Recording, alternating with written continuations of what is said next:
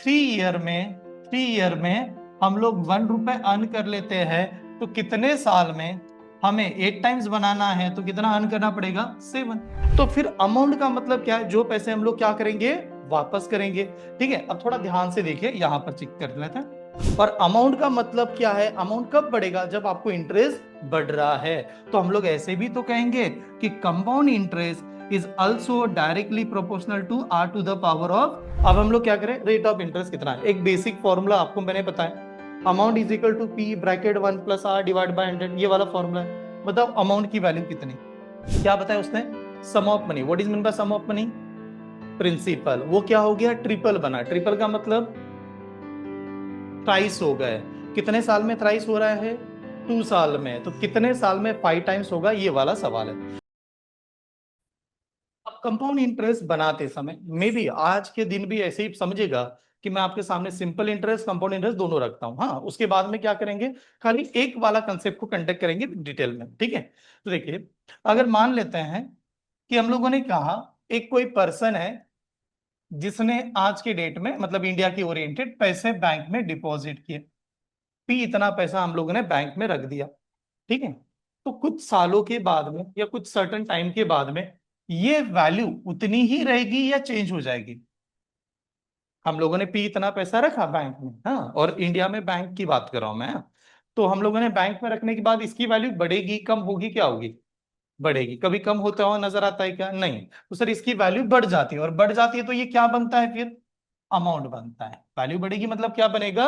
Amount बनेगा। तो simple हम लोग कहेंगे सम ऑफ रुपीज या प्रिंसिपल इज कन्वर्टेड।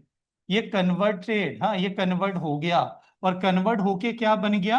अमाउंट में उसका रूपांतर हो गया। ठीक है, तो जितना पैसा आपने, हम लोगों ने इन्वेस्ट किया था, वो पैसा बैंक में रखने के बाद में बढ़ जाता है, और बढ़ने के बाद में अमाउंट बन जाता है। अभी के डेट में हम लोग कहेंगे कि अमाउंट की जो वैल्यू है वो प्रिंसिपल से क्या आती है? हमेशा ज्यादा आती है। देखो यार, लोग बैंक में पैसा इस वजह से नहीं रखते खाली सेफ्टी पर्पस ओरिएंटेड, लोग इस वजह से भी तो रखते हैं कि मुझे फिक्स डिपॉजिट मिलेगा, मेरा कुछ ना कुछ पैसा बढ़ता है।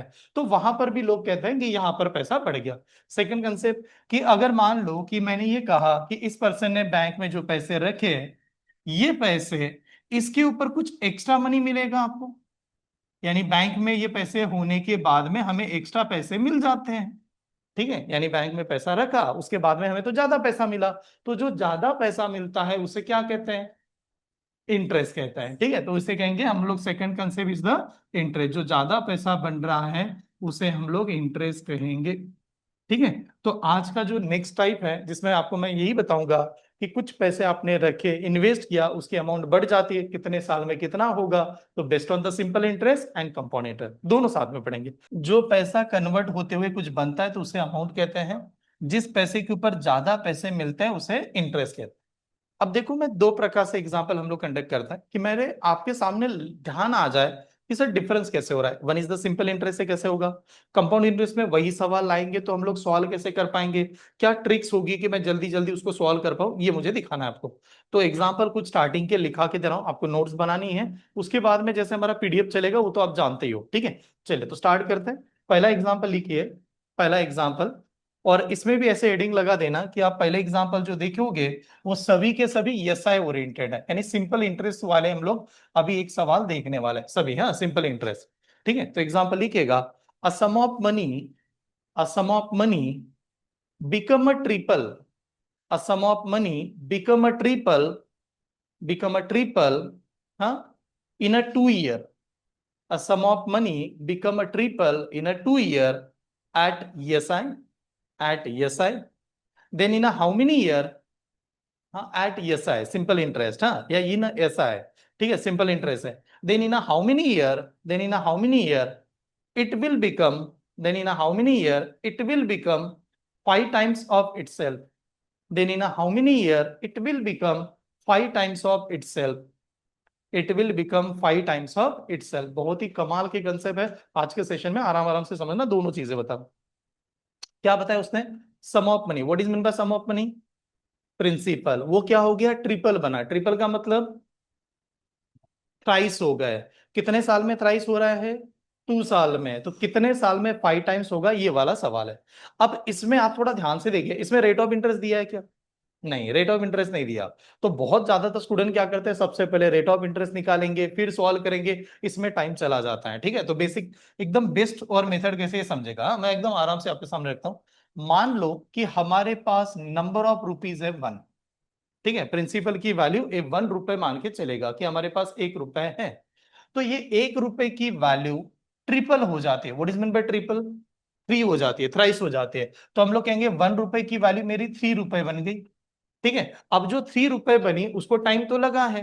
तो कितना टाइम लगा है, तो ये कह रहा है कि नंबर ऑफ ईयर लगे 2 ईयर। 2 ईयर के बाद में ये वाली कंडीशन आ जाती है।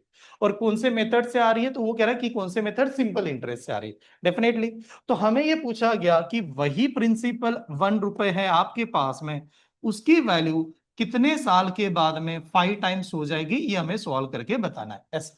ठीक है, ये तरीका। अब थोड़ा ध्यान से देखें, सिंपल इंटरेस्ट क्या कहता है? सिंपल इंटरेस्ट कहता है वो हर साल क्या होता है, कांस्टेंट होता है, वो उसकी प्रॉपर्टी है। वो कभी भी ज्यादा नहीं बढ़ेगा, कभी भी कम नहीं बढ़ेगा। जितने नंबर ऑफ ईयर है वो सीधा उतना ही बढ़ता है। तो हम लोगों ने यहां पर देखा नंबर कितना इंक्रीज हुआ, ये पहले देख लो आप। कैसे? हमारे पास 1 रुपीज था, 1 की वैल्यू 3 रुपीज बन गई, तो कितने पैसे हम लोगों ने कमाए, एक्स्ट्रा मिला, कितने कमाए? 2 रुपीज। तो वो जो 2 रुपीज हम लोगों ने जो अर्न किया है, वो हमारा तो इंटरेस्ट बनेगा। जो 2 रुपए 2 रुपीज हम लोगों ने अर्न किया, वो मेरा इंटरेस्ट है। इंटरेस्ट है, कितने साल का इंटरेस्ट है? 2 ईयर का इंटरेस्ट है। और हमें यहां पर देखना है कि हमारे पास ₹1 है सर, उसको हमें 5 रुपीज में कन्वर्ट करना है। तो 5 रुपीज में कन्वर्ट करने के लिए कितने अर्न करने पड़ेंगे? 4 रुपीज अर्न करने पड़ेंगे। तो यहां पर मैं कहूंगा 4 रुपीज अर्न करना है, कितना साल लगेगा ये पता नहीं। स्टेप समझ में ही? ठीक है, तो अब इसको प्रेजेंट कैसे करते हैं, इसका प्रेजेंटेशन ऐसे आ जाएगा कि इन अ 2 ईयर, 2 ईयर में हम लोग 2 रुपीज का अर्न कर रहे हैं, कमा रहे हैं। तो इन कितने साल में, सपोज 1 ईयर में कितने रुपए कमाने पड़ेंगे? 4 रुपए। ये 2 रुपीज कमाए, कितने साल में 4 रुपीज आएंगे। बिकॉज हमें 5 करना है तो 4 रुपए कमाना पड़ेगा। और जैसे आप यहां पर प्रेजेंटेशन में आते हो, तो इसका सॉल्व करने का तरीका होगा आमने सामने division, up down division and cross is the multiplication. ऐसे देखना है। तो मैं 2 से इस 2 को डिवाइड कर देता हूं, और ये नंबर यहां पर 1 आएगा, तो ये इधर मल्टीप्लाई, ये इधर मल्टीप्लाई। तो बताओ यार, एक्स की वैल्यू कितनी थी? 4 ईयर। तो 4 ईयर में वो रुपीज 5 टाइम्स हो जाएगा।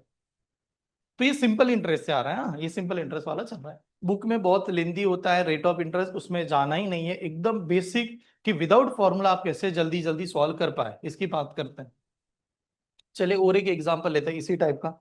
अ sum of money become a twice double. A sum of money become a twice in a 3 year. A sum of money become a twice in a 3 year.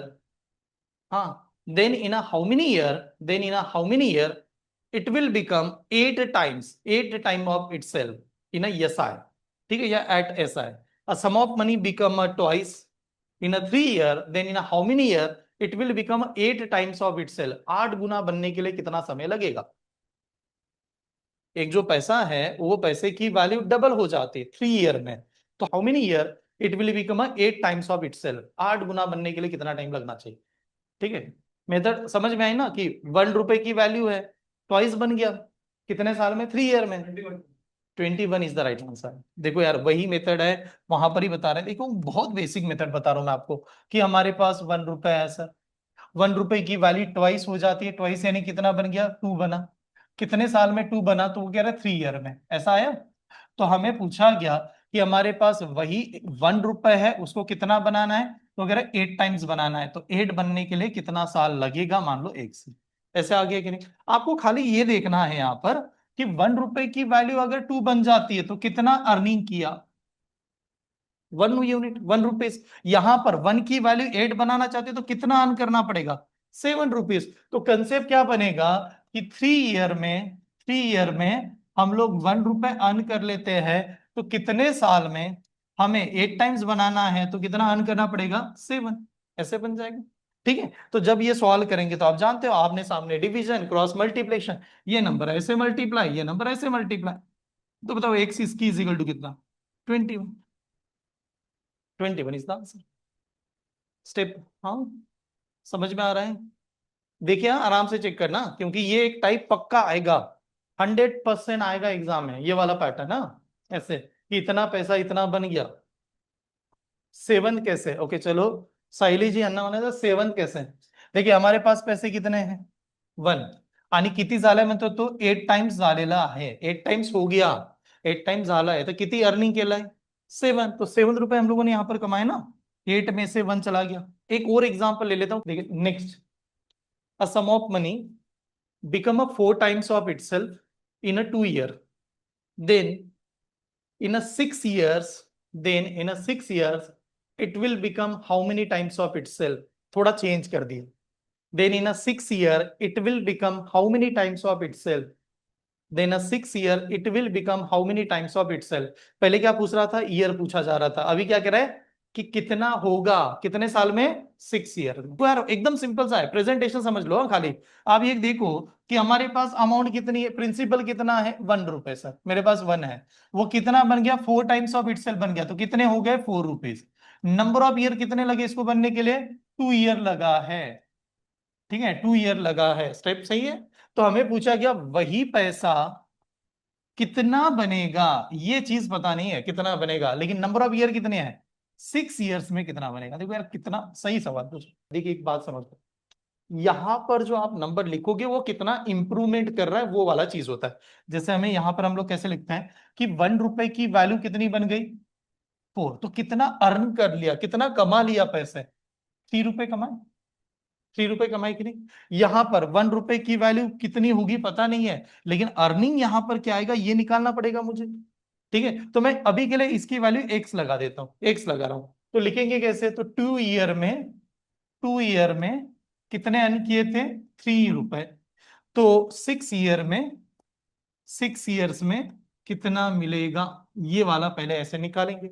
और जैसे यहां पर लिखते हैं तो ये आमने सामने division, up down division, cross is the multiplication. तो 2 और 3 तो डिवाइड करेगा, लेकिन 2 से किसको डिवाइड कर सकता हूं? 6 को। ठीक है, तो 3 इंटू 3 कितना? 9, और ये इधर कितना? 1। तो x की वैल्यू कितनी? 9। तो फिर तो पूरा क्लास गलत हो गया। सर क्यों गलत हुआ? यहां का वैल्यू 9 निकाला ना यार। अरे यहां का वैल्यू 9 निकाला है, हमारे पास पैसे कितने हैं? 1। हम लोग कितने कमा रहे हैं? 9 रुपए। तो पैसा बनेगा कितना? 10 रुपए। तो यहां का आंसर था 10 का। दोबारा फंस गए। लिखो, आप पहले समझ लो, और एक एग्जांपल लाइन चेंज कर देता हूं, सेफ समझ में आ रही ना? ऐसे तो नहीं, क्लियर हो रहा है? डाउट है तो प्लीज रुका देना मुझे। मैं खाली एक छोटा सा कंसेप्ट समझाने की कोशिश कर रहा हूं। मैंने आपको स्टार्टिंग में क्या बताया कि प्रिंसिपल रखा तो वो अमाउंट बनता है, प्रिंसिपल के ऊपर एक्स्ट्रा पैसा मिलता है। ये दो ही कंसेप्ट पढ़ा रहा हूं और उनके ऊपर मैं एग्जांपल ले रहा हूं अलग अलग। ठीक है, चलिए आगे बढ़े। नेक्स्ट एग्जांपल इसी टाइप का ऐसे ही पढ़ा रहा हूं। A sum of money become, the sum of money become a 4 times in a 3 year at SI, 4 times of itself in a 3 year, then what is the rate of interest? Rate of interest की value बता दो कितना हुई, बताएगा। पैसा कितना? 1। कितना बन गया? 4 टाइम्स। 4 टाइम्स बना कि नहीं? 4 रुपए बने। कितने साल में बना? 3 ईयर्स में। 3 ईयर्स में बना, और 3 ईयर्स में बना तो मैंने कहा कि यार रेट ऑफ इंटरेस्ट बताओ। अब रेट ऑफ इंटरेस्ट बताने के लिए, रेट ऑफ इंटरेस्ट किसे कहते हैं? 3 ईयर का रेट ऑफ इंटरेस्ट नहीं कहा जाता, rate of interest per annum होता है। R% जो लिखा जाता है ना, वो क्या होता है? Per annum. पर एनम का मतलब 1 साल का, उसको रेट ऑफ इंटरेस्ट कहते हैं, 3 साल का कभी नहीं कहते हैं। तो मैंने यहां पर देखा कि एक 1 रुपए की वैल्यू मेरी 4 बन गई। तो पहले ये बताओ आपने पैसा कितना कमाया? 3 रुपए। और जो 3 रुपए कमाए वो कितने साल में कमाए? 3 ईयर में। तो 1 साल में कुछ कमाया होगा, तो 1 साल में कितना कमाया? 1 रुपए, क्योंकि 3 ईयर में 3 रुपीज। तो 1 साल का जो इंटरेस्ट है, ठीक है, वो इंटरेस्ट की वैल्यू तो यहां पर 1 रुपए ही होनी चाहिए। तो जो 1 रुपए हम लोगों ने कमाए हैं वो कितने इन्वेस्टमेंट के ऊपर कमाए हैं? 1 रुपए के ऊपर। 1 रुपए लगाए, 1 रुपए कमाए 1 साल में। बात समझ में आ रही है? 1 रुपए लगाएंगे, 1 रुपए कमाएंगे। तो what is the rate of interest? तो रेट ऑफ इंटरेस्ट को लिखेंगे, 1 रुपए मिला, 1 का इन्वेस्टमेंट करने से इंटू कितना? 100। तो 100 इज द आंसर। इसी वजह से कोमल को पूछा गया था फेवरेट नंबर है या सही सही लगा रहे हो? ठीक है, तो 100 is the right answer, note down कीजिए।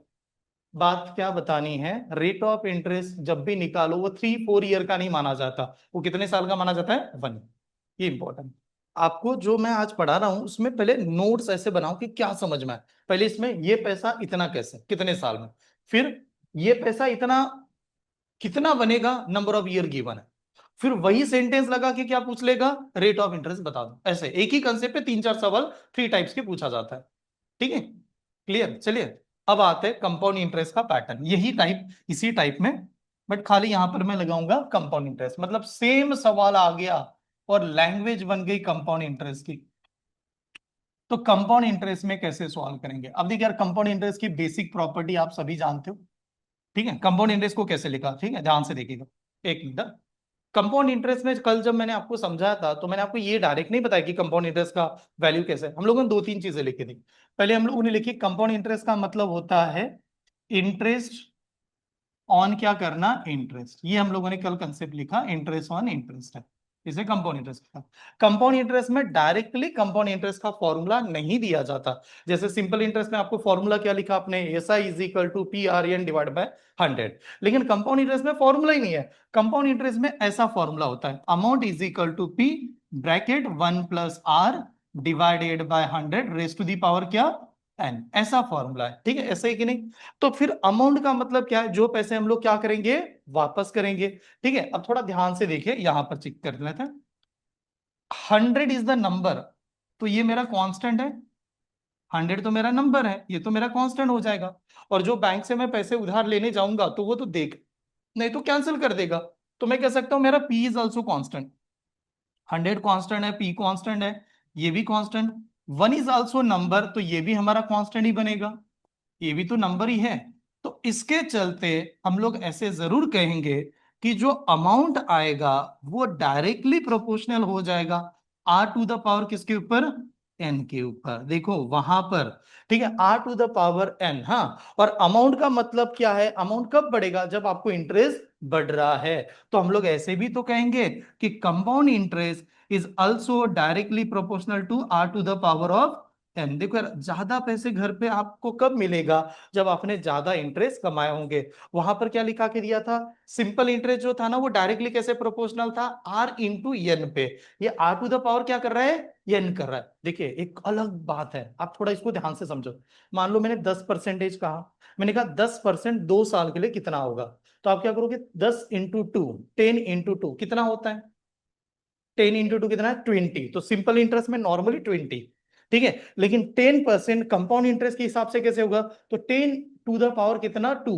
10 का पावर 2 कितना हो जाएगा, 100 बन जाएगा। तो वो तो आर के पावर में जाने की कोशिश कर रहा है। तो ये कंसेप्ट समझना है। तो इसमें क्या होगा, इसमें cyclic pattern is a fix, cyclic pattern compound interest का फिक्स होता है। What is mean by cyclic pattern, जैसे हम लोग सिंपल इंटरेस्ट में कहता है उसका इंटरेस्ट फिक्स होता है, ये कहता है साइक्लिक पैटर्न फिक्स होता है। साइक्लिक पैटर्न का मतलब है ये ऐसे ऐसे राउंड में काम करता है, ठीक है, ऐसे ऐसे राउंड में काम करता है। अगर वो कुछ पैसे उतने साल में बढ़ रहे हैं तो उतने ही साइक्लिक पैटर्न में उसका ग्रोथ नजर आते हुए दिखेगा। ये पहले नोट डाउन करो, एग्जांपल से समझाता हूं कि क्या होता है cyclic pattern. A sum of money become a triple in a 2 year, then in a how many year, 27 times of itself। और किससे, कंपाउंड इंटरेस्ट है, at compound interest at C I. हाँ, then in how many year it will become 27 times of itself. ठीक है, eight कौन सा, सी आई। सी आई का मतलब क्या हुआ, कंपाउंड इंटरेस्ट। अब थोड़ा ध्यान से देखिए, देखो मुझे बताना क्या है। पहले इसमें हम लोग कैसे सॉल्व कर रहे थे, सर 1 रुपए था, एक की वैल्यू कितनी हो गई, 3 हो गई सपोज, कितने साल में, 2 ईयर में। तो फिर कितना कमाया वगैरह, तो क्या वो मैं सिंपल इंटरेस्ट का मेथड यहां पर लगा सकता हूं, नहीं लगा सकते। क्यों नहीं लगा सकते, कंपाउंड इंटरेस्ट क्या कहता है, मुझे इंटरेस्ट के ऊपर भी क्या मिलता है, इंटरेस्ट। तो वो वाला लॉजिक यहाँ पर नहीं लगा सकते। तो जब एग्जाम में जाएंगे ना तो थोड़ा एस आई है या सी आई है ये जानना बहुत जरूरी है। इसकी मेथड क्या है, देखो इसका मेथड बहुत आसान और सिंपल सा भी है। मान लो हमारे पास 1 रुपीज है, ऐसे समझते हैं 1 रुपए है सर हमारे पास, 1 रुपए की वैल्यू ट्रिपल बन गई। तो 1 की वैल्यू ट्रिपल बनी, यहां पर आ गए 3 रुपए बने। कितने साल लगे, 2 ईयर लगे। ऐसे हो गया, 2 ईयर लगा। फिर उन्होंने पूछा बताओ कि 27 टाइम्स बनने के लिए कितना साल लगेगा। तो नॉर्मल सी बात है, हम लोग कहेंगे 1 रुपए की वैल्यू 3 बन जाती है कि नहीं, 2 साल में 3 बन जाती है। तो मान लो इस पैसे को मैंने निकाला ही नहीं है, मैं पैसे वैसे ही रखने के लिए तैयार हूं। तो क्या होगा, जो 3 रुपए है वो डबल ट्रिपल बनेगा, और ट्रिपल बनेगा तो 3 × 3 करेगा। और व्हाट इज द 3 × 3? 9। तो यहां पर तो मेरा पैसा 9 रुपए बन गया। अब मैंने कहा मैं पैसे निकालूंगा ही नहीं, मैं तो वैसे ही रखने वाला हूं। तो अब मैं 9 रुपए को भी नहीं निकालूंगा, तो वो और ट्रिपल होगा फिर। अब और ट्रिपल होगा तो 9 × 3 कितना? 27। तो मुझे यहां पर जाना है और यहीं रुकना है, तो ये मैं यहाँ पर रुक जाऊंगा। अब मुझे पूछा गया कि नंबर ऑफ ईयर्स कितने लगे, बताओ। एक साइक्लिक पैटर्न कितने साल का है? 2 साल का। तो ये 2 ईयर, यहाँ पर 2 ईयर, और यहाँ पर 2 year. Then what is the number of year? 6 year. तो एन की वैल्यू हो जाएगी 6 ईयर। तो इस टाइप के सवाल को ऐसे सॉल्व कीजिएगा। देखो बुक में नहीं, क्या अलग अलग मेथड है, मैं नहीं चाहता कि वो फॉर्मूले में जाओ, एकदम बेसिक वैसे साइक्लिक पैटर्न से बना सकते हैं। ठीक है, नोट डाउन कीजिए। इसका पैटर्न सेम होता है, हाँ, साइक्लिक पैटर्न, ये कांस्टेंट होता है।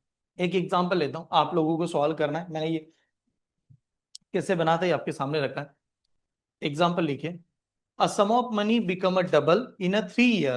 Then in a how many year it will become 32 times of itself. कितने साल में 32 टाइम्स बन जाएगी according to the compound interest? सगळ्यात बेसिक आहे, काहीच नाही आहे, कोणता कोणता फॉर्मूला थोड़ी शिकवता है, एकदम छोटा सा कंसेप्ट है, वही तो आपको देखना है। क्या कर रहा है ये? साइक्लिक पैटर्न बनाता है ना, साइक्लिक पैटर्न। तो देखिए यार, चेक कर लेते हैं, देख समझे। हमारे पास अमाउंट पैसा कितना होगा? 1 रुपए। 1 का क्या बन गया? डबल बना। डबल बना यानी कितना?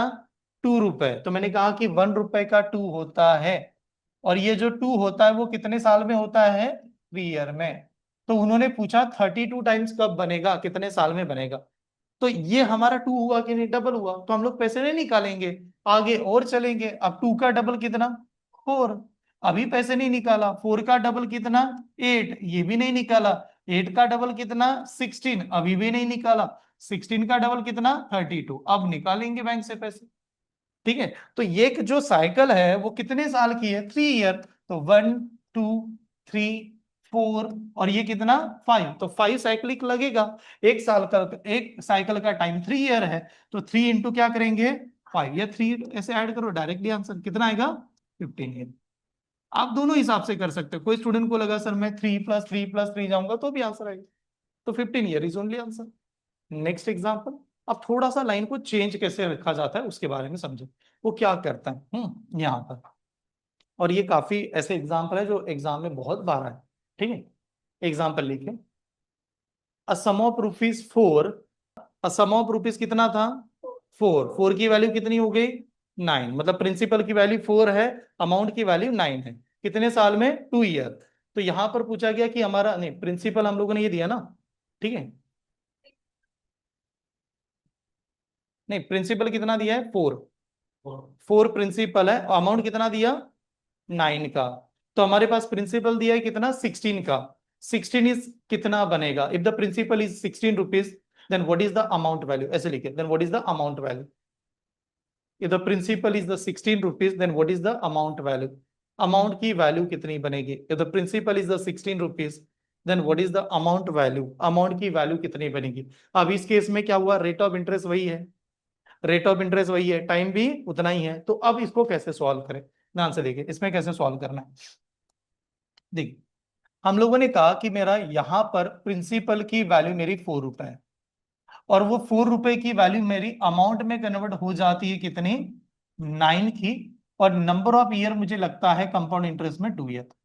ये वाली स्टेप समझ में? ठीक है, ये वाला क्लियर हो रहा है कि 4 रुपए की वैल्यू 9 बन गई कितने साल में? 2 ईयर में, ऐसे। तो हमारे पास ये दिया गया कि वो जो प्रिंसिपल है, अगर मेरा 16 रुपए होता तो 16 रुपए अमाउंट में कितना बनता, ये उसका कहना। 16 रुपए अमाउंट में कितना बनेगा, ये वाला। अब देखिए यहां पर आपको समझना क्या है, देखिए आंसर। यहां पर मुझे ये पता होना चाहिए कि रेट ऑफ इंटरेस्ट कितना लगाया जा रहा है, जो कि यहां पर मैं बता नहीं पा रहा। रेट ऑफ इंटरेस्ट यहाँ का मुझे पता ही नहीं चल रहा है। और इस केस में रेट ऑफ इंटरेस्ट मैं यहां से निकाल भी सकता हूँ, हाँ। एक तो एक दो सवाल हो जाएंगे। एक ऐसा पूछेगा what is the equivalent rate of interest, rate of interest कितना था, फिर वो वैल्यू कैसे, ऐसा आएगा। अभी के लिए मैं क्या करता हूँ ना, इस नंबर को यहां से गायब कर देता हूँ। वो जो हम लोगों ने लिखा है ना, उसमें एक ही चीज मैं आपके सामने रखता हूँ कि मेरे पास 4 रुपए है, 4 रुपए की वाली मेरी 9 बन जाती है। नंबर ऑफ ईयर मुझे 2 लगे, तो बताओ रेट ऑफ इंटरेस्ट कितना है। दो मेथड से समझाता हूँ, हाँ, एक देखिए, आराम से देखिए। वो हमें मेथड दिखा नहीं है, एग्जाम में कोई काम की नहीं है, ध्यान से देखिए। पहली मेथड मेरी क्या है कि जो मैं एग्जाम में जाऊंगा या बुक में ऐसा लिखा जाएगा, A is equal to P bracket 1 + r divided by 100 raise to the power n। वहां पर एक काम करो, क्या लिखा था आप लोगों ने, a sum of rupees 4 become a 9 in a 2 year, तो वो बाकी का आगे का कट कर दो, what is the rate of interest ऐसे निकाल दो, what is the rate of interest, what is the rate of interest, क्योंकि वो किस ना ये कंसेप्ट के हिसाब से हम लोग चलते हैं। ठीक है, what is the rate of interest. एक कैसे सवाल निकाला कि ये वाला पैसा इतना बन जाता है कितने साल में। अब हम लोग क्या करें, रेट ऑफ इंटरेस्ट कितना है, एक बेसिक फॉर्मूला आपको मैंने बताया, amount is equal to P bracket 1 + r divide by 100, ये वाला फॉर्मूला है। बताओ अमाउंट की वैल्यू कितनी, नहीं अमाउंट की वैल्यू 9, पी की वैल्यू कितनी 4 ब्रैकेट 1 + r, r की वैल्यू पता नहीं divided by 100 raise to the power कितना है। ये स्टेप समझ में आ रही, पूरा बेसिक से जाते हैं फिर ट्रिक्स बताता हूँ लास्ट में। अब मेरा कहना है, ये नंबर इधर जाएगा तो डिवाइड करेगा फिर, अब डिवाइड करेगा तो हम लोग ऐसे लिखेंगे इसको कि sir 1 + r divided by 100 raise to the power n, नहीं रेस टू दी पावर कितना 2, raise to the power 2 is equal to इधर बना 9 डिवाइडेड बाय 4। यहां तक कि समझ में आया है। ये मेथड मैं इंप्लीमेंट नहीं करूंगा बट खाली मैं दिखाने के लिए आपके सामने रखूं। अब मुझे आर की वैल्यू चाहिए, तो ये स्क्वायर है कि नहीं, इस स्क्वायर को निकालना है, कैंसिल करना है। अब स्क्वायर को कैंसिल करने का एक तरीका होता है, स्क्वायर रूट ले लो, क्या करेंगे स्क्वायर रूट लेंगे, तो मैं लेफ्ट हैंड साइड का स्क्वायर रूट निकालूंगा तो मेरा ये नंबर कैंसिल हो जाएगा, पावर जो 2 है वो मेरा कैंसिल होगा। अब मैंने लेफ्ट हैंड साइड का स्क्वायर रूट लूंगा तो राइट हैंड साइड का भी क्या करना पड़ेगा, स्क्वायर रूट लेना ही पड़ेगा। तो अब मैं लेफ्ट हैंड साइड का स्क्वायर रूट लूंगा तो ये नंबर मेरा ऐसे बनेगा कि 1 + r डिवाइडेड बाय 100। तो बताओ left hand side right hand side का स्क्वायर रूट क्या बनेगा, 9 का क्या आता है 3 और इसका क्या आता है 2। यहां तक समझ में आए? लेकिन सर 3 डिवाइड बाय 2 को क्या लिख सकते हैं, तो 2 से डिवाइड भी करते हैं, 2 वन जार कितना 2, 2 वन जार 2, 2 जाने के बाद बचा कितना 1 बचेगा, अरे 2 वन जार 2, 2 जाने के बाद 1 बचेगा। ये स्टेप समझ में, तो इसको मैं ऐसा लिख सकता हूं क्या, देखिए 2 वन जार 2, 2 गया तो मेरा 1 बचा, क्योंकि आप इसी को क्या कहते हो ना, 2 × 1 2, 2 + 1 3/2, तो ये वाला पैटर्न ऐसे लिख सकते हैं। अब जब ये लिखा जा रहा है तो आप लेफ्ट साइड में देखना, इसके पास 1 है तो इसके पास भी 1 है, 1 1 क्या हो गया कैंसर, तो नंबर क्या बचा, नंबर ऐसे बचा r divided by 100 is equal to क्या आया 1 डिवाइडेड बाय 2। तो अब अगर मैं डिवाइड करूंगा आमने सामने, 2 से डिवाइड कर दो 1 जार ये कितना 50 जार, तो ये इधर मल्टीप्लाई आर की वैल्यू कितनी आ गई 50%। तो बहुत लेंदी मेथड होती है ऐसे अगर जाते हैं। एक सवाल खाली नोट डाउन कीजिएगा, मैं ट्रिक्स तुरंत बता देता हूँ। ये समझ में आ रहा है हाँ कि कैसे बनाएगा। अब मैंने पहले क्लियर कहा कि वो आगे वाला मत लिखिए, आगे वाला लिखोगे तो आंसर आ जाएगा, लेकिन कनेक्ट करने के लिए थोड़ा सा टाइम लगता है। तो इसमें हम लोगों ने रेट ऑफ इंटरेस्ट निकाला सर। अब मैं दोबारा ट्रिक्स के ऊपर आता हूँ, इसका ट्रिक्स क्या है। अब एक बात बताओ, रेट ऑफ इंटरेस्ट कब कहते हैं, 2 3 साल का रेट ऑफ इंटरेस्ट कहते हैं क्या, कितने साल का होता है 1 साल का रेट ऑफ इंटरेस्ट होता है। तो 1 साल का रेट ऑफ इंटरेस्ट कैसे बना ये देखिए, हमारे पास 4 रुपीज थे, 4 रुपए की वैल्यू हम लोगों ने बना दी कितनी 9 रुपए, ऐसे कुछ तो दिया था। ठीक है ऐसे समझेगा, ये दोबारा वही पैटर्न जैसे आप लोग लिख रहे हैं, प्रिंसिपल की वैल्यू सर 4 रुपए है और 4 की वैल्यू 9 बन जाती है, और 9 बनी तो वो नंबर ऑफ ईयर तो 2 कह रहा है, तो हम लोग कहेंगे यार 2 है और r% की वैल्यू बात हो रही कि r की वैल्यू कितनी आएगी। हम लोग कहते हैं r की वैल्यू निकाल नहीं सकते, क्यों नहीं निकाल सकते, ये 2 है, मुझे 1 लेना पड़ेगा, तो मैं डिफरेंस नहीं लगा सकता। डिफरेंस क्यों नहीं लगा सकते समझेगा, अब पहले वाले एसआई में क्या कर रहे थे पता है आप, एसआई में ऐसे करते थे 9 में से कितना चला गया 4, और उसको 2 से क्या करेंगे डिवाइड, बट यहां पर करेंगे क्या नहीं, क्यों नहीं कर सकते, बिकॉज सिंपल इंटरेस्ट में कांस्टेंट ग्रोथ होता है, कंपाउंड इंटरेस्ट कांस्टेंट नहीं कहता। तो उसको कन्वर्ट कैसे करेंगे, 1 ईयर में लाने के लिए, इस नंबर को 1 ईयर में लाने के लिए टेकिंग क्या करना है स्क्वायर रूट लेना है। अगर आपको 2 साल के 1 ईयर में लाना है, वापस 1 ईयर में लाना है, तो क्या कीजिए स्क्वायर रूट लीजिए। अगर मैंने कहा 3 ईयर है मेरा, 3 ईयर को 1 ईयर में लाना है, क्या लूंगा क्यूब रूट लूंगा। 4 ईयर है, 4 ईयर को 1 ईयर में लाना है, क्या लेंगे फोर्थ रूट लेंगे। ठीक है, तो वो वाला तरीका होगा। ठीक है, आप देखिएगा 2 ईयर है 1 ईयर में लाएंगे स्क्वायर रूट, 3 ईयर है 1 ईयर में लाएंगे क्यूब रूट, 4 ईयर है 1 ईयर में लाएंगे फोर्थ रूट। हाँ ऐसा है। तो अब मैंने कहा कि यार मैं स्क्वायर रूट लेना चाहता हूं, अब स्क्वायर रूट लेऊंगा तो ये वाला कंटेंट कैसे बनेगा, जो 4 रुपए है उसका स्क्वायर रूट कितना आएगा 2 आएगा, और यहां पर जो नंबर है मैं ऐसे देख रहा हूं, यहां पर ये जो 9 रुपए है 9 का स्क्वायर रूट कितना होगा 3 होगा। ये स्टेप समझ में। अब ये नंबर क्या बना, यहां पर हम लोग कह रहे हैं n की वैल्यू कितनी हो जाएगी, अभी 1 होगी यार, 1 साल में लेके आ गए। तो आप देखिए 2 रुपए हमारे पास है, 2 रुपीज है, उसकी वैल्यू हमारी 3 बन जाती है। कितना अर्न कर लिया, 1 रुपए। तो हम लोग कहेंगे हम लोगों ने जो अर्निंग किया था वो 1 रुपए किया था, और वो 1 रुपए किसके ऊपर किया था, 2 के ऊपर। Then what is the rate of interest, तो आर की वैल्यू आएगी 1 डिवाइडेड बाय 2 इंटू 100। तो व्हाट इज द आंसर, 50%। तो ये वाला तरीका है, ऐसे निकालेंगे। समझ में आया, ये अच्छा है। हाँ, नोट डाउन कीजिए और एग्जांपल दिखा दो। एग्जांपल लिखिएगा दोबारा, same pattern. A sum of rupees 64 become 125। 64, हाँ 64। A sum of rupees 64 become a 125, 125 in a 3 year, in a 3 year at CI compound interest, at CI compound interest. Then what is the rate of interest per annum? A sum of rupees 64 become a 125, 125 in a 3 year, 3 साल में, और उससे तो compound interest है। Then what is the rate of interest. बहुत आसान है, अगर आपने नंबर ध्यान से देखे होंगे तो आपके दिमाग में क्लियर भी हो गया होगा कि किसकी बात की जा रही है। 25, 25 इज द राइट आंसर है, 25 वाले करेक्ट है। देखो आसान इस वजह से था क्योंकि आपको बस इतना देखना था कि हमारे पास स्टार्टिंग में अमाउंट कितने है, पैसे कितने हैं, 64। ये जो 64 है वो अमाउंट में कन्वर्ट हो गए, और कितना अमाउंट बना के रहा है वो 125। नंबर ऑफ ईयर कितने बात हो रही है, 3 ईयर। और हमें पूछा गया रेट ऑफ इंटरेस्ट की वैल्यू बताओ। तो हम लोग कहते हैं रेट ऑफ इंटरेस्ट डायरेक्ट नहीं आ सकता, रेट ऑफ इंटरेस्ट निकालने के लिए 1 ईयर में लाना जरूरी है। 3 ईयर को 1 ईयर में कैसे लाएंगे, तो क्यूब रूट करना पड़ेगा। तो क्यूब रूट करना यहां पर इंपॉर्टेंट है।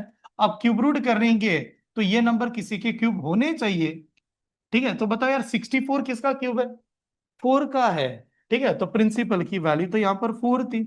और यहां पर जाता हूं मैं, इस साइड में जाता हूं, बताओ 125 किसका क्यूब है, 5 का है। तो ये अमाउंट की वैल्यू यहां पर तो 5 थी, तो थोड़ा सा क्यूब और क्यूब रूट का चार्ट पता होना चाहिए। तो बताओ 4 रुपए की वैल्यू 5 हो जाती, कितने बढ़ गए, 1 रुपए बढ़े। तो रेट ऑफ इंटरेस्ट पूछा था, तो रेट ऑफ इंटरेस्ट आएगा 1/4 into 100। And what is the 1/4, 25%। कल हम लोगों ने फ्रैक्शन नंबर भी लिखा के दिया था, ये वाला। देखो यहां पर आपके लिए क्या इंपॉर्टेंट है ना, कुछ नंबर का क्यूब, नंबर का स्क्वायर आना ही चाहिए। मैं एक्सपेक्ट कर रहा हूँ क्लास में जितना ज्यादा स्क्वायर याद करो उतने अच्छे होंगे, कैलकुलेशन में फायदा होगा। क्यूब के लिए मैं ऐसे यहाँ पर लिखा के दे रहा हूँ, प्लीज चेक करना खुद को। 1 का क्यूब कितना होता है, 1। 2 का क्यूब कितना होता है, 8। 3 का क्यूब कितना होता है यार, 27। हाँ, 4 का क्यूब कितना होता है, 64। उसके बाद में 5 का क्यूब कितना है, 125। हाँ, उसके बाद में नेक्स्ट नंबर आएगा 6 का क्यूब कितना है, 216। हाँ, उसके बाद में 7 का क्यूब कितना है यार, 343। ये नंबर, हाँ। फिर 8 का क्यूब कितना होता है, तो 8 का क्यूब होता है 512। यहां पर लिखता हूं 9 का क्यूब कितना होता है, 729, 729। और 10 का क्यूब कितना होता है, 1000। यहां तक सभी को आना ही चाहिए, ये पता। ठीक है, ये नोट डाउन कीजिए, देख लीजिए, अगर याद है तो ठीक है, नहीं तो नोट डाउन करो। ले तो अब कैलकुलेशन ऐसे देखते हैं नेक्स्ट टाइप। अभी तक मैंने आपको ये पढ़ाया सिंपल इंटरेस्ट क्या होता है, कंपाउंड इंटरेस्ट क्या होता है। सिंपल इंटरेस्ट और कंपाउंड इंटरेस्ट में डिफरेंस कैसे है, सेम टाइप के सवाल को किस हिसाब से हम लोग सॉल्व कर सकते हैं।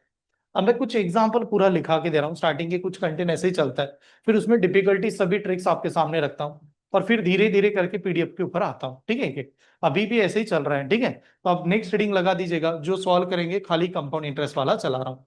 कंपाउंड इंटरेस्ट, हाँ वही, हाँ अभी वही चल रहा है, वैसे भी हमारा कंपाउंड इंटरेस्ट का पार्ट ही मैं अभी कंडक्ट कर रहे हैं। कंपाउंड इंटरेस्ट है ऐसा। तो इसकी मेथड हम लोगों ने देखा कि इसको सॉल्व करने का मेथड क्या है वगैरह। ठीक है, अब इसका मेन चीज देख लो कि आप एग्जाम इसको कैसे बना पाओगे, क्या जल्दी जल्दी सॉल्व कर सकते हो, लिखने का तरीका क्या होगा, इसके पैटर्न को समझते हैं। देखिए एक क्या है ना, मैंने कहा कि रेट ऑफ इंटरेस्ट अभी के हिसाब से मान लेते हैं मेरा है 10%। रेट ऑफ इंटरेस्ट 10% है, ध्यान से देखिए। 2-3 मेथड बता रहा हूँ, जो बेस्ट लगे वैसे जाएंगे। हाँ, रेट ऑफ इंटरेस्ट 10% है। नंबर ऑफ ईयर की वैल्यू मैंने की कि यार नंबर ऑफ ईयर मेरा 2 ईयर है। अब यहां पर बाकी कुछ नहीं दिया है। ठीक है, रेट ऑफ इंटरेस्ट 10% है, नंबर ऑफ ईयर 2 ईयर है, तो ऐसे भी हो गया।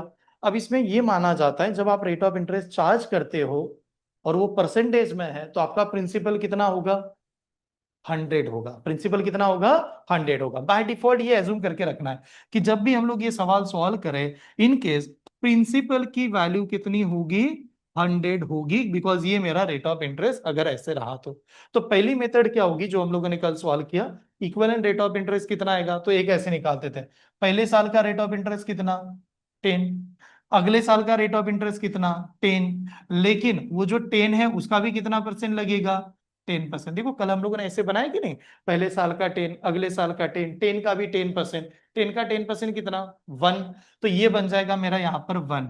तो अब मैंने कहा यार कंपाउंड इंटरेस्ट की वैल्यू बताओ कितनी होगी, तो कंपाउंड इंटरेस्ट की वैल्यू कितनी आएगी, देखो यहाँ पर ये पहले साल का 10, अगले साल का ये 10 प्लस 1 कितना हो गया, 21। तो कंपाउंड इंटरेस्ट की वैल्यू हमारी 21 यूनिट आ रही है। ठीक है, 21। तो कंपाउंड इंटरेस्ट अगर मेरा 21 आ रहा है, तो मैंने पूछा बताओ यार अमाउंट की वैल्यू कितनी आएगी। अब अमाउंट का मतलब क्या होता है, अमाउंट का मतलब होता है प्रिंसिपल प्लस क्या, इंटरेस्ट। ऐसे लिखा के दे रहता है, प्रिंसिपल प्लस इंटरेस्ट। प्रिंसिपल की वैल्यू परसेंटेज में कितना, 100, कंपाउंड इंटरेस्ट की वैल्यू कितनी, 21, तो बताओ अमाउंट कितना, 121। तो एक तरीका ये है, ऐसे निकाल सकते हैं जहां पर हम लोग कोई भी कैलकुलेशन करें। तो ये नोट डाउन कीजिए। नेक्स्ट मेथड बता दो, स्टेप समझ में, सेकंड मेथड। इसमें हम लोगों ने डायरेक्टली एज्यूम करके सॉल्व किया तो हमारा आंसर इस प्रकार से आता है। सेकंड मेथड मैंने कल आपको बताई थी, बेस्ड ऑन द किसके ऊपर, फ्रैक्शन नंबर। देखिए यार दूसरी मेथड ऐसे, फ्रैक्शन नंबर, आर परसेंट की वैल्यू कितनी है, 10%। What is the 10% in terms of fraction, 1/10। ये कल लिखा के दिया था 1/10। तो 1/10 का मतलब क्या होगा, हम लोग इसको रीड क्या करते हैं कि हम लोग कहते हैं हमारा प्रिंसिपल की वैल्यू कितनी है, 10 है, और 1 रुपए उसका क्या दे रहे हैं हम लोग, इंटरेस्ट दे रहा है। ये ऐसा है, प्रिंसिपल की वैल्यू 10 है, 1 रुपए इंटरेस्ट दे रहा है, तो बात क्या होगी कि हम लोगों ने 10 रुपए उधार लिए और 1 रुपए हम लोग एक्स्ट्रा देने लगे।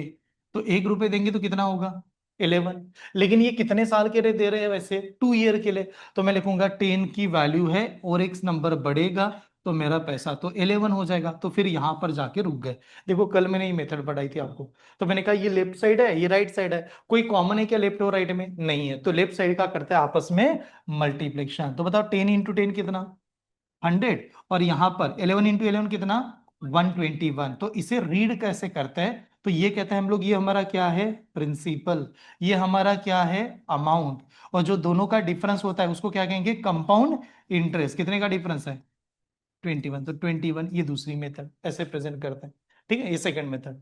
थर्ड मेथड, तीसरी मेथड, आप देख लो। हाँ, आपको ऐसा लगेगा सर ये कंफ्यूजन हो रहा है क्या, मैं आपको ये भी बता देता हूँ कब कौन सी मेथड इंपॉर्टेंट लगेगी, कौन सी जल्दी जल्दी सॉल्व करेंगे। आपको लगा बेसिक से जाना है, बेसिक से जा सकते हो, लेकिन नंबर पॉइंट में आ गए तो बेसिक काम नहीं करेगा आपका। ठीक है, फ्रैक्शन आ गए तो ये काम करेगा, बहुत जल्दी काम करेगा। इसके अलावा भी ऐसे ऐसे मेथड बताऊंगा कि नंबर क्वेश्चन देखा, देखिए यार प्रैक्टिस का खेल है मैथ्स। मैथ्स टोटली डिपेंड करता है प्रैक्टिस के ऊपर। अगर जो आदमी इसके ऊपर बहुत अच्छी तरह से मेहनत करे तो ये हो जाएगा कि आप उसको क्वेश्चन को देखोगे डायरेक्ट टिक करके भाग सकते। तीनों मेथड शेयर करता हूं, जो बढ़िया लगे उससे जाना है, कंटेंट वाइज भी दिखाता हूं इसमें। ठीक है, अब देखो तीसरी मेथड क्या है उसको समझेगा। मैं तीसरी मेथड भी यहां पर प्रेजेंट कर रहा हूं, ध्यान से देखिए। इसने कहा थर्ड, तीसरी मेथड में वही, हाँ, कि रेट ऑफ इंटरेस्ट है सर 10%, और 10% को लिखा 1/10। ठीक है, 10% को लिख दिया 1/10, और हमारा नंबर ऑफ ईयर है हमारा कितना, 2 ईयर। तो ये क्या करता है, ये मेथड देखो कैसे करता है। ये क्या कहता है कि यार पहले हमें प्रिंसिपल पता नहीं, पहले प्रिंसिपल के बारे में सोचे। तो प्रिंसिपल के लिए क्या करता है, इसका डिनोमिनेटर देखते हैं, इसका डिनोमिनेटर कितना, 10, और नंबर ऑफ ईयर कितना है, 2 ईयर। तो मैं जब प्रिंसिपल बनाऊंगा तो पी की वैल्यू क्या आएगी, 10⁻² आएगा। 10⁻², जो भी बेस है वो नंबर लेना, उसका पावर लगा देना, जितना भी नंबर ऑफ ईयर। तो 10⁻² कितना होगा, 100। तो हम लोग कहेंगे प्रिंसिपल हमारा 100 यूनिट है। अगर प्रिंसिपल मेरा 100 यूनिट है तो मुझे पहले साल उसका कितना नंबर लेना पड़ेगा, 10%। तो मैंने 100 को 10 से डिवाइड किया, नंबर क्या आएगा, 10 ही आएगा। बाद में कहूंगा मैं नेक्स्ट ईयर भी मैंने 10 को डिवाइड किया तो भी 10 आएगा। लेकिन अब क्या होगा, 10 को 10 से डिवाइड करना पड़ेगा, 10 को 10 से डिवाइड करेंगे तो कितना आएगा, 1 आएगा। तो इसके चलते भी हम लोग कह सकते हैं कि कंपाउंड इंटरेस्ट की वैल्यू कितनी, 21, और प्रिंसिपल कितना, 100, तो अमाउंट की वैल्यू कितनी, 121। ऐसे 3 4 मेथड है, जो बेस्ट लगे उससे सॉल्व करें। ठीक है, एग्जांपल बताता हूं फिर वो क्लिक होगा, नोट डाउन कीजिए। ठीक है, यहां पर देखिए कंटेन ऐसे आया R%, मैं डायरेक्टली लिख रहा हूँ, स्टेटमेंट नहीं लिखा। R की वैल्यू सर 10% है, N की वैल्यू 2 ईयर है, N की वैल्यू 2 साल है, अमाउंट की वैल्यू दी है, अमाउंट की वैल्यू है 2420, और आपसे पूछा गया प्रिंसिपल की वैल्यू कितनी आएगी कंपाउंड इंटरेस्ट। ठीक है, ये वाला सवाल। और एक चीज यहां पर लिख सकता हूं, सपोज मान लो कि मैंने कहा कि यार चलो कंपाउंड इंटरेस्ट भी बता दो, इसकी वैल्यू कितनी, कंपाउंड इंटरेस्ट वाला। ऐसे 2-3 मेथड है जो आपको लगे वैसे सॉल्व कर सकते हो। पहले स्टेप समझे, हाँ ध्यान से देखना। एक्चुअली क्या होता है ना, ये जो नंबर, ये बहुत बेसिक नंबर है। आप कोई भी नंबर से सॉल्व करोगे जल्दी जल्दी बनता है, because 10% is the simplest percentage actually. तो आप 100 मानो तो भी आंसर आएगा, ठीक है, या फ्रैक्शन में लोगे तो भी आंसर आएगा। तो ऐसे केस में अगर आपको लग रहा है कि सर बहुत ही सिंपल नंबर है, मैं तो डायरेक्टली कैलकुलेशन करूंगा, तो उस केस में क्या होगा, हमारा प्रिंसिपल कितना मान लेंगे हम लोग सीधा, कितना मानेंगे यार, 100 मान लो। प्रिंसिपल, प्रिंसिपल की वैल्यू 100 है। अगर मैंने प्रिंसिपल की वैल्यू 100 मानी है, तो पहले साल मेरा 10 आया होगा, अगले साल मेरा कितना होगा, 10 ही होगा, और 10 का 10% लगाएंगे, 10 का 10% कितना होगा, 1 होगा। तो बताओ कंपाउंड इंटरेस्ट की वैल्यू कितनी, 21। अरे अभी सॉल्व किया कि नहीं, कंपाउंड इंटरेस्ट की वैल्यू 21। अगर कंपाउंड इंटरेस्ट की वैल्यू 21 है, तो बताओ अमाउंट की वैल्यू कितनी, 121 होना चाहिए। अमाउंट की वैल्यू तो 121 होना चाहिए। ये कह रहे नहीं यार, अमाउंट की वैल्यू कितनी दी है, 2420। तो अब इस केस में कैसे निकालेंगे कि हमारा 121 जो यूनिट है उसकी वैल्यू है 2420 की। तो हमें एक यूनिट की वैल्यू पहले निकालना पड़ेगा कि एक यूनिट कितने का है। तो एक यूनिट का वैल्यू निकालते समय देखिए, ये 1 जार और ये कितना 2 जार, डबल है कि नहीं। तो ये 1 यूनिट बरोबर यहाँ पर 2 से डिवाइड करोगे तो क्या आएगा 20। तो 1 यूनिट की वैल्यू 20 है, एक यूनिट की वैल्यू 20 है। तो हमारा जो प्रिंसिपल है, प्रिंसिपल कितना यूनिट है हमारा 100। तो 100 इंटू क्या करेंगे 20। तो बताओ 100 इंटू 20 कितना, 2000। तो मैं ऐसे सवाल करूंगा, इसकी वैल्यू 2000। हमें पूछा गया कंपाउंड इंटरेस्ट भी बता दो, तो सीआई की वैल्यू तो 21 है, तो 21 इंटू 20 बताओ कितना आएगा 420। तो ऐसे सॉल्व किया जाता है, ये वाला तरीका। ठीक है, नोट डाउन कीजिए। देखिए एक एग्जाम्पल अब थोड़ा सा चेंज करता हूं, ये देखिए स्टेटमेंट नहीं लिख रहा हूं अभी के लिए, तो डायरेक्टली गिवन लिखता हूं। मान लो आर की वैल्यू है 16.66%, हाँ, और एन की वैल्यू है 2 ईयर, 2 साल का बताया गया है, और सी आई कंपाउंड इंटरेस्ट उसकी वैल्यू है यहाँ पर 78 रुपए की। ठीक है, तो हमें पूछा गया व्हाट इज द प्रिंसिपल, इसकी वैल्यू कितनी आएगी, प्रिंसिपल की वैल्यू कितनी आएगी। अब थोड़ा ध्यान से देखिए गड़बड़ क्या हुआ पहले वाले सवाल में और इसमें चेंजेस क्या है। पहले इसमें वो परसेंटेज कितना था 10%, तो मैं डायरेक्ट 100 लेके सॉल्व कर सकता हूँ। यहां पर अगर मैंने डायरेक्ट 100 लिया ना, तो मेरा टाइम तो चला ही जाएगा, बिकॉज लेंदी होगा कैलकुलेशन। तो आपको यहां पर क्या करना है, ये जो नंबर है ये फ्रैक्शन में कितना बनता है ये पहले बता दो। 1/6, कल चार्ट बना के दिया था, ये फ्रैक्शन में बन जाएगा 1/6। और 1/6 अगर ये बन रहा है, 1/6 अगर ये बनता है, तो हमें पहले प्रिंसिपल को डिफाइन करना पड़ेगा, हमारा प्रिंसिपल कितना है। तो देखो मैंने ऐसे पढ़ाया था, प्रिंसिपल की वैल्यू कैसे निकालेंगे, इसका बेस कितना है देख लो 6, नंबर ऑफ ईयर कितना है बता दो 2। तो क्या करेंगे 6 to the power 2, 6 का पावर 2। तो बताओ 6 का पावर 2 कितना होता है, कितना होगा 36। तो हमारा प्रिंसिपल कितने यूनिट की है, कितना यूनिट का है 36। देखो यार ये इस प्रकार से जाना है, प्रिंसिपल की वैल्यू होगी 36। स्टेप समझ में, प्रिंसिपल मेरा 36 है। अगर प्रिंसिपल मेरा 36 है, तो बताओ पहले साल का इंटरेस्ट कितना कैसे बनेगा, तो सेम प्रोसेस अभी 6 आएगा 36 को डिवाइड करेगा, कितना आया 6। दोबारा 6 आएगा 36 को डिवाइड करेगा, कितना 6। और 6 आएगा 6 को भी डिवाइड करेगा, कितना आएगा 1। ये स्टेप समझ में। तो बताओ कंपाउंड इंटरेस्ट की वैल्यू कितनी आ रही, कंपाउंड इंटरेस्ट की वैल्यू समझेगा, ये 6 प्लस 1 कितना आ गया 13 यूनिट। तो हम लोग कह रहे हैं कंपाउंड इंटरेस्ट की वैल्यू मेरी 13 यूनिट की। अगर कंपाउंड इंटरेस्ट की वैल्यू मेरी 13 यूनिट की है, यहां पर कंपाउंड इंटरेस्ट की अमाउंट कितना दिया है 78 रुपीज। तो हम लोग ऐसे कह सकते हैं कि जो 13 यूनिट है उसकी वैल्यू है 78 रुपीज की। 13 यूनिट है उसकी वैल्यू है 78 रुपीज की। तो बताओ 13 को डिवाइड करेंगे, 13 1 जार, ये कितना यार 6 जार। तो 1 यूनिट की वैल्यू होगी 6 रुपए की। अगर एक यूनिट की वैल्यू 6 रुपए की है, तो प्रिंसिपल कितना था 36। तो 36 को 6 से क्या करेंगे मल्टीप्लाई। तो बताओ आंसर क्या आएगा 216, तो ये वाला आंसर है, ऐसे निकालना पड़ेगा। तो इसमें आपने फ्रैक्शन का चार्ट लगा दिया बिकॉज कंटेंट गलत गड़बड़ में आ सकता था। नोट डाउन कीजिए। हाँ, इस वाले मेथड से फायदा क्या है, इस वाले मेथड से कुछ भी सवाल सॉल्व कर सकता है। ये जो मैं आपके सामने रख रहा हूं ना, ये वाली मेथड, इससे कुछ भी कर सकते हैं। कैसे? मैंने पूछा पहले साल का कंपाउंड इंटरेस्ट कितना है, बताइएगा जरा। पहले साल का कंपाउंड इंटरेस्ट कितना है इसमें? नहीं नहीं, फर्स्ट ईयर का 6 है। फर्स्ट ईयर का 6 है। तो पहले साल का कंपाउंड इंटरेस्ट और पहले साल का सिंपल इंटरेस्ट क्या होता है? सेम ही होता है, ऐसे। ठीक है, डायरेक्टली सेम हो जाएगा। अगले साल का कंपाउंड इंटरेस्ट कितना है? 6 है प्लस 1 है, मतलब कितना? 7। तो डायरेक्टली ऐसे दिखा सकते हैं। ठीक है, एक ये था, और एक मेथड क्या था पता है? और एक ऐसे, इसी में एक दूसरी मेथड लगा देता हूँ। और एक क्या थी पता है? एक ऐसे कर सकते थे कि हमारा रेट ऑफ इंटरेस्ट 6 है, 6 की वैल्यू एक से बढ़ के कितना हो गया? 7। 6 की वैल्यू एक से बढ़ के हो गई 7। तो बताओ 6 × 6 कितना? 36, और 7 × 7 कितना? 49। ये भी तो वही मेथड। ठीक है, तो आप बताओ हमारा प्रिंसिपल की वैल्यू कितनी बनी? 36, अमाउंट कितना? 49। तो बताओ इन दोनों का डिफरेंस कितना? 13। तो 13 यूनिट मेरा बन गया कंपाउंड इंटरेस्ट, और 13 की वैल्यू मेरे पास दी थी, तो मैं 1 यूनिट की वैल्यू निकाल सकता हूँ। तो एक ये भी तरीका है। ठीक है, क्योंकि आपने डायरेक्ट डायरेक्ट यहां पर लिखा। इसमें आप प्रिंसिपल बनाते नहीं हो, प्रिंसिपल बाय डिफॉल्ट मिल जाता है। ठीक है, फ्रैक्शन के चार्ट से। ठीक है, ऐसे। और ये वाली केस में हम लोग कैसे करते हैं ना, रेट ऑफ इंटरेस्ट दिया उसका पावर डायरेक्ट ले लेते हैं, ऐसे। बट इस मेथड में और दोनों में डिफरेंस क्या है, पहले ध्यान से समझ लोगा, क्योंकि ये गड़बड़ करेगा आपको एग्जाम में। सर ये मेथड और वो मेथड में डिफरेंस कैसे? इस मेथड में फायदा क्या है? इस मेथड में ये फायदा है कि सर ये पूछा what is the simple interest, simple interest की वैल्यू बताओ। तो कैसे पता है ना, पहले साल का सिंपल इंटरेस्ट 6, अगले साल का सिंपल इंटरेस्ट भी 6 ही है। What is the compound interest, तो हम लोग कहेंगे पहले साल का 6 है, अगले साल का 7 है, तो 13 यूनिट कंपाउंड इंटरेस्ट है। What is the difference between the simple interest and compound interest, तो कंपाउंड इंटरेस्ट ज्यादा होता है, तो कंपाउंड इंटरेस्ट की वैल्यू 13 है और सिंपल इंटरेस्ट की वैल्यू 12 है। वो डिफरेंस भी बता सकते हैं। तो ये ऑल इन वन मेथड है, इसमें कोई भी सवाल आने दो, एक ही सॉल्यूशन मिल जाएगा। और बाकी की मेथड में हम लोगों को सवाल ओरिएंटेड कंटेंट को चेंज करना पड़ेगा। तो मैं एक छोटा सा एग्जांपल लेकर आज के लिए रुक रहा हूं। सिंपल सा एग्जांपल आप सभी ने ट्राई करना है, आखिरी एग्जांपल।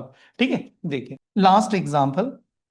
एन की वैल्यू दी है 2 ईयर, थोड़ा सा अलग ही है। हाँ, मतलब जो आप देखोगे आराम से समझेगा, आपको देखना पड़ेगा कि कौन सी मेथड लगाओ और किस ओरिएंटेड हम लोग सॉल्व करेंगे। एन की वैल्यू 2 ईयर है। वो कह रहा है R1 पहले साल का रेट ऑफ इंटरेस्ट, पहले साल का रेट ऑफ इंटरेस्ट है 11.11%। R2 नेक्स्ट ईयर का रेट ऑफ इंटरेस्ट 12.50%। पहला साल दूसरा साल ऐसे लगा दिया इसने।